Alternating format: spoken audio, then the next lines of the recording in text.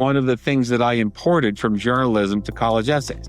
Know your message, know what you want to say, but my suggestion is not to start with what happened, but to start with more interesting personal questions, which think about the why. They're going to see it, and they're going to throw away your application because they're being sent into battle without the training or the weapons that they need. But really make a good outline and don't write a single word until your outline makes sense. Worst opening line you see over and over again? Oh gosh, it's anything with a number. And then the one that's really appalling is, for as long as I can remember, ... I'm pretty confident nothing good's coming next. So there was a really great expression that they used at the Wall Street Journal for what makes a good story. He wrote for the Wall Street Journal and the Economist, and now he helps high schoolers write the most important essay of their lives. With ChatGPT and AI flooding admissions offices and high-stat applications all looking the same on paper, Chris Hunt has built a methodology to help students sound like themselves, not like a robot, and not like every other valedictorian. Let's get into it. Welcome back to the Supported Learning Podcast. I'm your host, Dr. Joe Sebastian. Families often ask me how to navigate the maze of college admissions without spending thousands of dollars or months of time. And the answer usually involves finding people that have cracked the code that the schools aren't telling you. And that's why I'm thrilled to have Chris Hunt here today. He is the founder of College Essay Mentor and a former journalist with bylines in the Wall Street Journal, the Economist, and he's spent years bringing newsroom-level rigor to the college essay. He's helped students translate their real lives into authentic, high-impact personal statements. He's also one of the most followed voices in the space on TikTok and YouTube, where he's been demystifying the writing process for students and parents. So we're going to dive into all of that today, how to write an essay that actually stands out, and how to maintain authenticity in the age of AI, and what every parent and student needs to know about the most stressful part of the college application. Chris, welcome to the show. Thank you for having me. Absolutely. So you get 650 words on that personal statement, and most parents have no idea what's in store for them and what colleges are looking for. So where do you start? I guess before we get into that, let's go back to, how did you make the transition from the Wall Street Journal, the Economist, to doing what you do today? It was a total accident. So I had stopped working for newspapers and magazines. I wrote a couple of books, and then I was mostly a dad for a while. And then along the way, a classmate of mine from Dartmouth, who lives here in Boulder, said, "Can you help my son with his college essay?" And I said, "No." My kids were still in elementary and middle school. I had never even looked at college essays.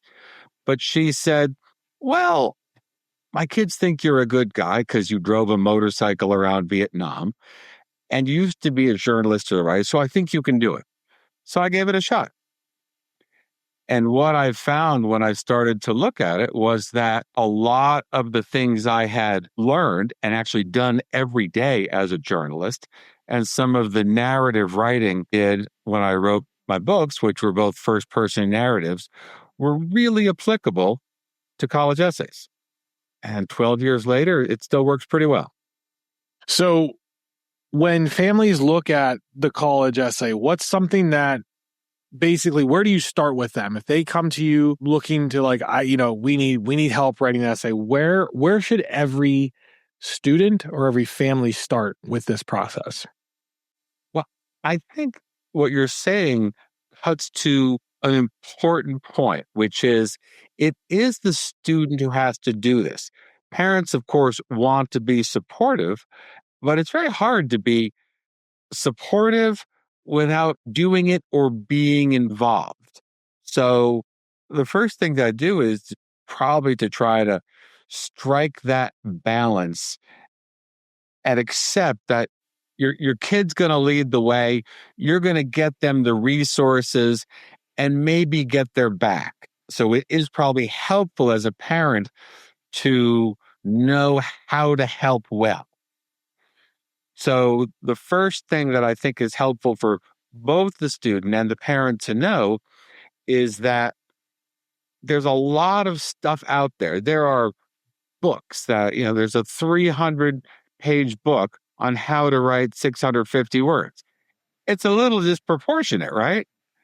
So I personally try to make it simpler and a little more methodical just because there's so much noise out there.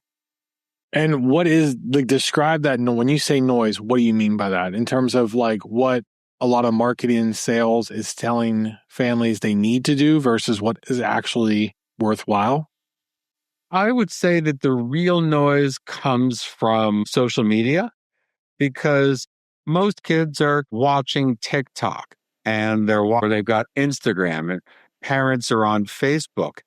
And there are a lot of people who are, first of all, trying to get views. So they're trying to scare you. And there's a lot of kids who just finished high school and they got into Harvard or Stanford and they want to tell you how they did it.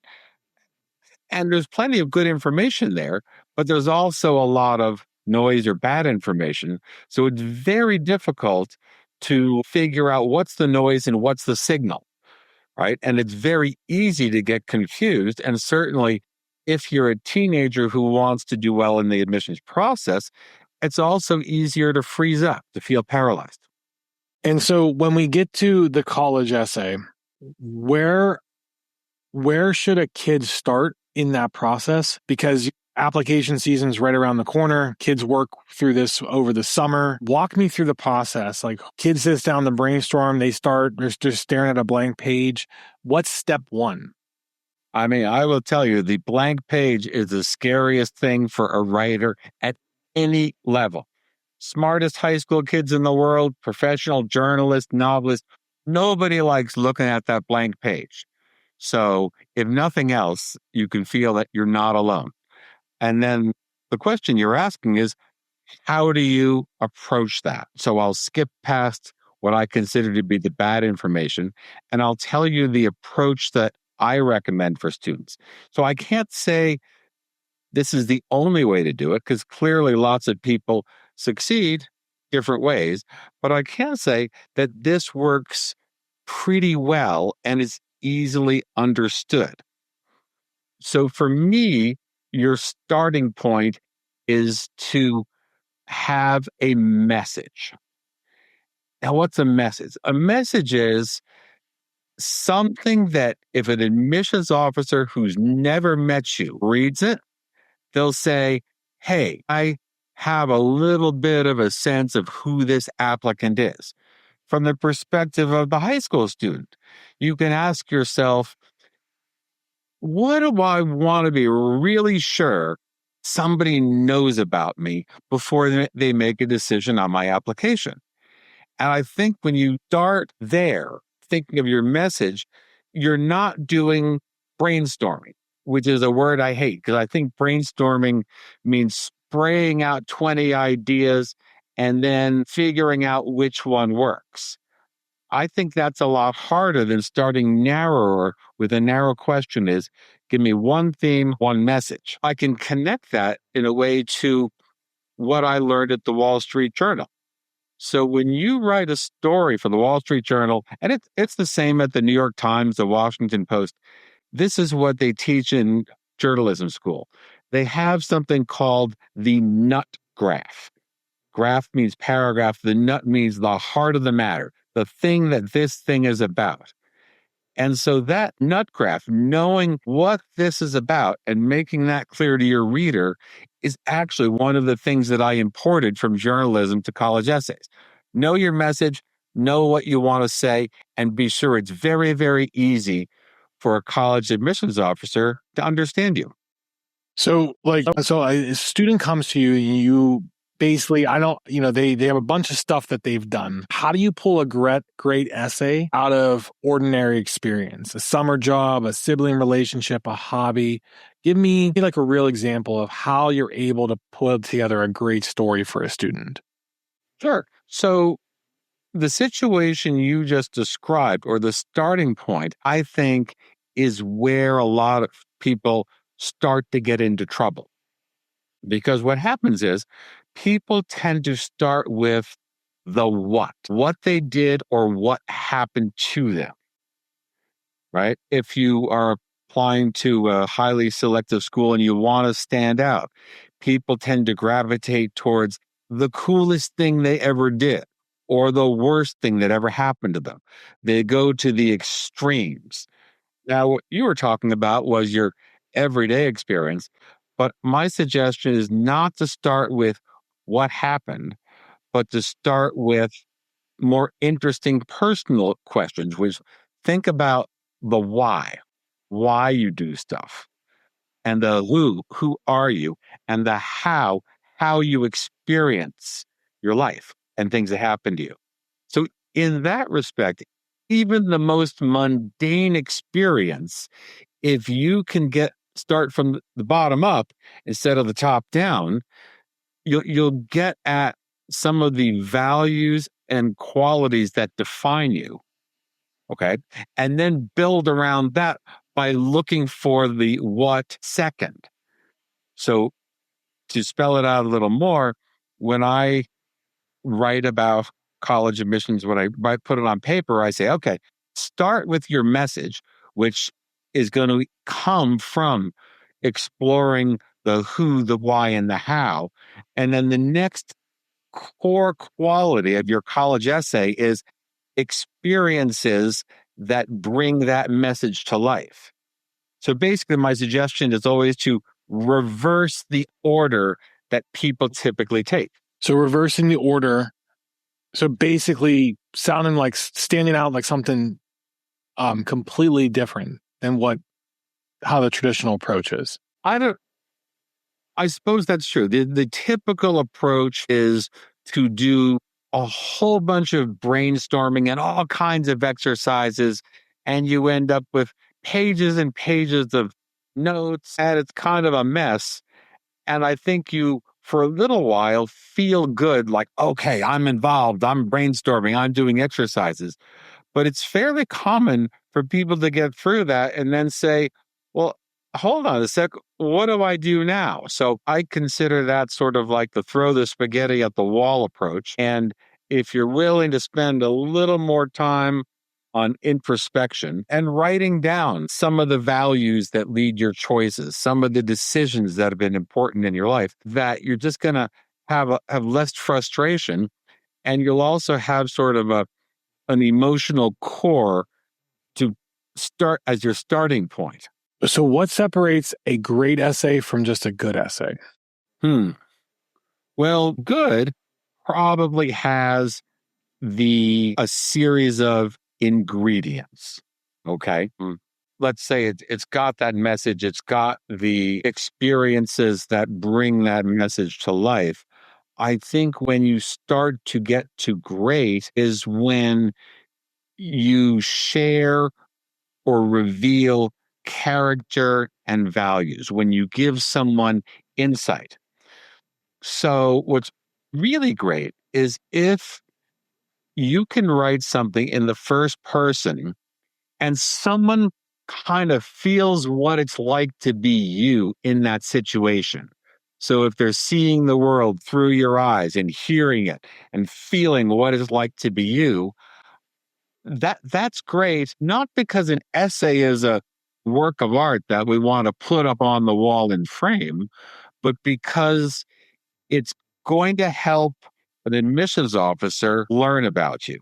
And ultimately, that is the goal of a college essay, for a college admissions officer to learn about you. And what do we want them to learn? Well, we want them to learn something that's going to leave them feeling, hey, this student is going to make an interesting member of our community. And that's their job. It's, people always say, what do they want? They want to find bright young people who are going to be great and interesting contributors in some way. Classroom, out of the classroom, use their resources, graduate and do awesome things. That's their job. And so I think it's also worth targeting that decision and how that gets made. How do you see that the college essay has changed over the years in doing this process? Let's see. I've been doing this now since 2014. So let's say that's 12 years.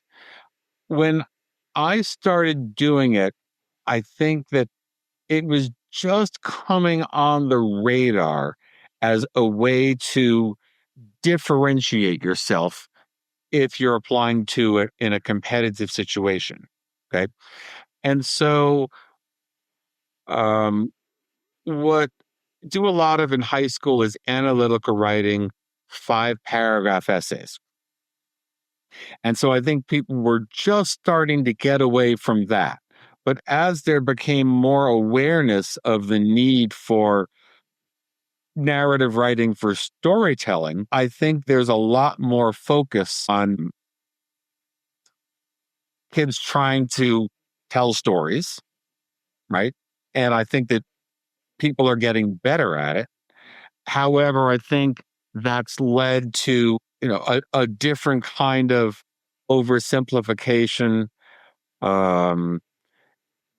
that is hard for kids because when you say to somebody, hey, just tell your story. Well, if you could just do it, there'd be a lot more good movies from Hollywood and a lot more good novels. It's hard. And what's really hard about it is they don't actually teach storytelling in high school very much because high school is about analytical writing. So I think that the awareness that narrative writing is necessary actually creates a fair bit of stress for kids because they're being sent into battle without the training or the weapons that they need. But and tell you the truth, that's why um, there's a lot more people like me out there. When I started doing this, there were a couple of people who were already pretty active. But at this point, college essay consultant, college essay coach it's something that a lot of people use. So it's become a pretty substantial gig profession.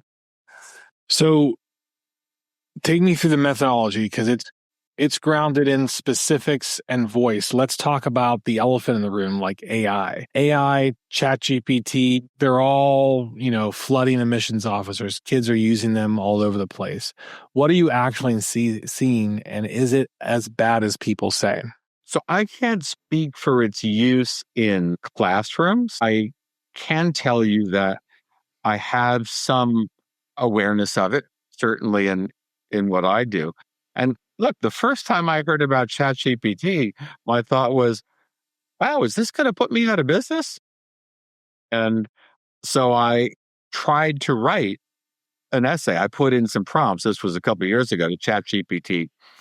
And I found that it was really mechanical, both in the structure of the essay and in the language. So I do think that it's the nature of AI that they want it to get better, right? However, I still I don't think that if you want to have an essay that sounds like a person, or more importantly, sounds like you, that it's there yet. So I I'm pretty sure that it helps at some level, but in terms of writing something that's really good and is going to stand out, it's not there yet. Now, as you say, the elephant in the room, or the big question is, to what extent will colleges find it, or they don't necessarily care? So the students that I work with are applying to highly selective colleges. So in that case, essays, both the personal essay and the supplement essays, make a difference. The decision-making process needs them. When you start applying to some, state schools, big state schools, I can't say if it makes as much of a difference, particularly because essays, while required, everyone has to write a personal essay, are not necessarily a big part of the decision process. For example, I live here in Colorado, and admission to University of Colorado is largely based on your grades and your test scores, right? So, nevertheless, even amongst my students last year, I would have a couple gave me drafts that I read, and I very quickly knew this was not written by them. And more importantly, I could tell, it was written by AI. Now, I didn't need an AI detector to do that. I could just read it, and I know what high school kids sound like, and I know what they don't sound like. So, and I would say to them, look, I totally get your inclination to do this. And I'm not the cops. I'm not here to bust you. However, I do want to protect you. So I would be concerned if you submitted something like this, because if I can see it and I'm not even trying, I promise you that someone who does this every day of the week, for half the year, they're going to see it and they're going to throw away your application. And more importantly, you can do better. Meaning, if all you really need is you need to sound like a really smart high school student. And if that comes through in whatever language, we're not talking poetry here. We're just talking clear communication that sounds like you're going to do a lot better. So I know people are using it. I don't think it's necessary, and I don't think it's effective. How many revisions should a student do? I can't give you a number. I can tell you a bad number. How about that? Okay. So I see people say, oh, I did 15 drafts or 20 drafts, and it's nuts. I don't think that it should take that many. Now, how do you reduce that number is there's something that's encouraged in a high school sometimes called free writing. Well, just write anything. If you just write anything and it's a mess, well, it might take you a couple drafts to sort through the mess. Okay. So what's typical amongst the students I work with is we do a lot of planning on the front end. So I believe that if you think hard about your message and what material you want to put around it, and find yourself a beginning and find yourself an ending, but really make a good outline and don't write a single word until your outline makes sense. It's fairly typical for my students to write, let's call it 4 drafts. And I'm not saying you couldn't even do 6 or 8, but I do think that you do yourself a really big favor by thinking hard up front, making a really good paragraph by paragraph outline. And then you sort of get through the frustration of the a zillion drafts.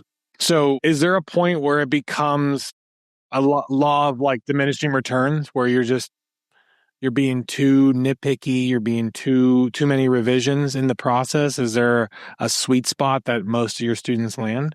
I believe that there is, but obviously students who are really focused on getting a good admissions result and who are used to working and working and working, it's not always that easy to convince them.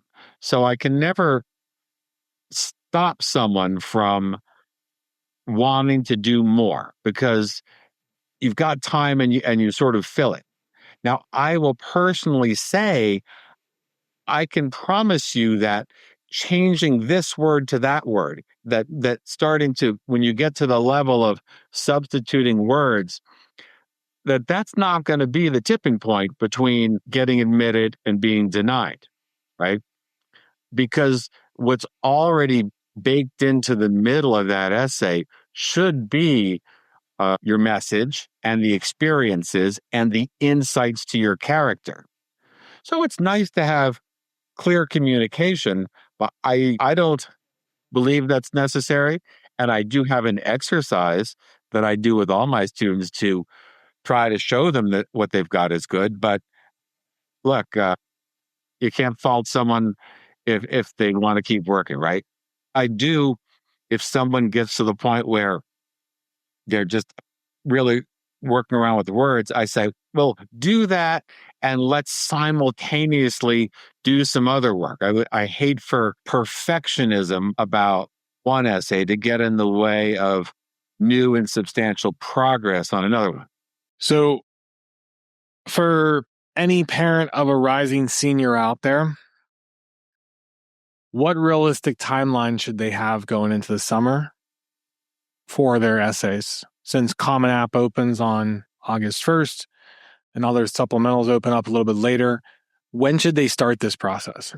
I mean, I encourage students to start once school is out. Now, it doesn't have to be, okay, get out of school and sit down and start working on it. I think, junior year is pretty stressful and you want some downtime.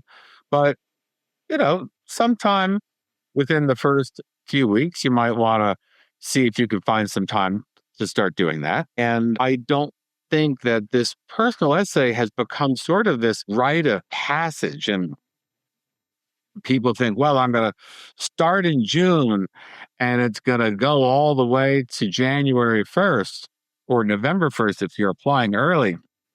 And I try to say, look, it's 650 words. I don't think that's going to take you 5 or 6 months, right?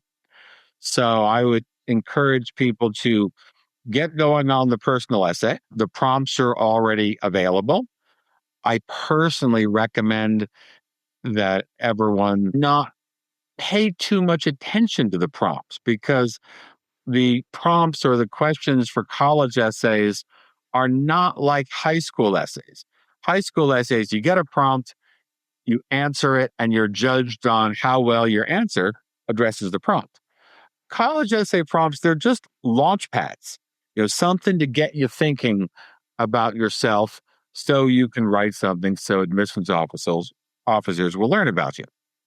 So I have all my students do prompt number 7, which is write on a topic of your choosing, right? Because then you're not accidentally focusing too narrowly. If you like the other prompts, great. But just keep in mind that you're not going to be judged on the prompt you answered. You're going to be judged on whether someone learns about you. Something that I think is important to understand is that the Common App, quote unquote, opens on August 1st, right? But you can start on your personal essay right away. If you're applying to University of California, the prompts are already available.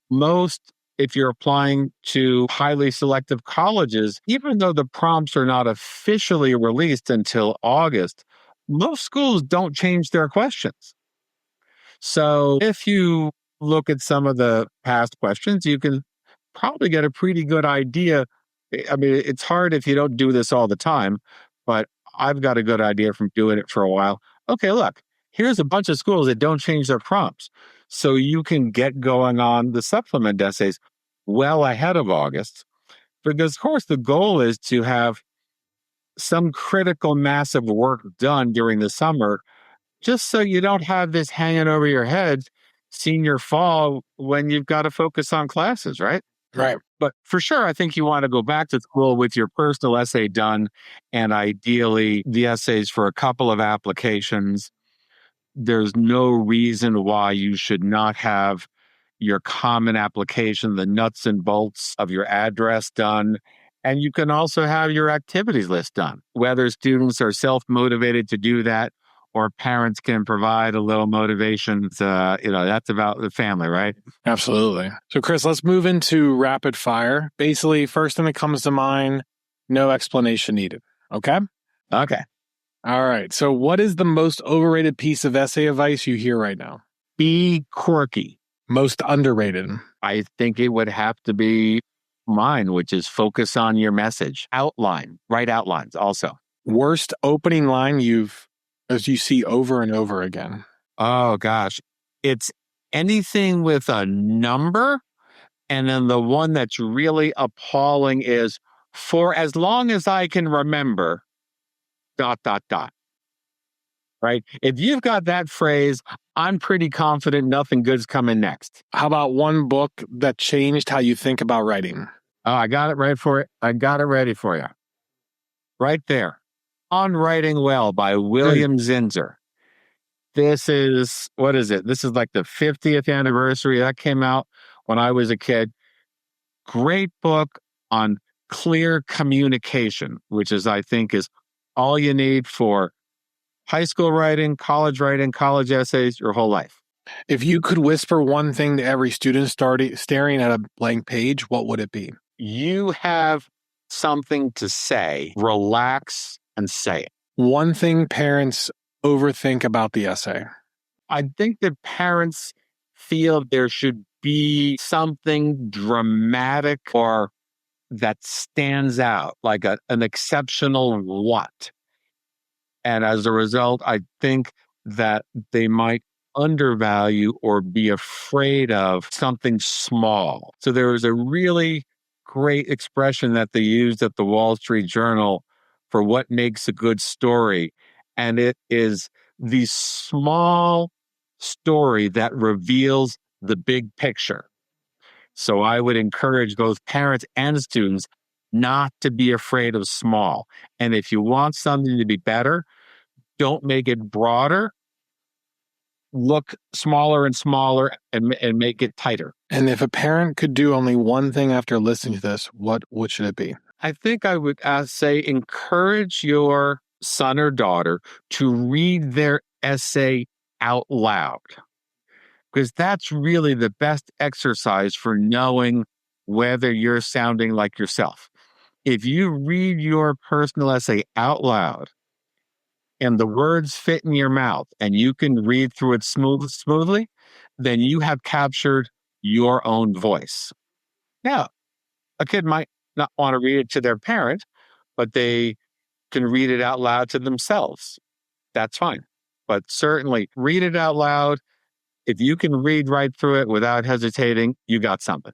All right, Chris, this has been a great conversation. I really do appreciate your time coming on and sharing your expertise. For parents listening who want to go deeper with you, learn more about what you do, where can they find you? I mean, I have a website called collegeessaymentor.com. On that, I have a free resources section, which a whole bunch of blog posts about how to write personal statements, supplement essays. There's also some admissions advice. Obviously, I have a range of services, but I really, as I hope you saw it, like talking about this stuff and also like to share as much as possible.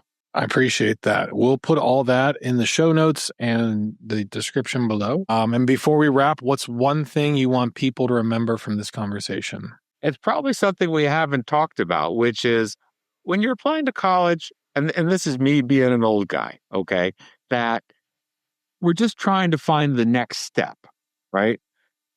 You're going to get to college. Any college has great teaching, great resources, great people.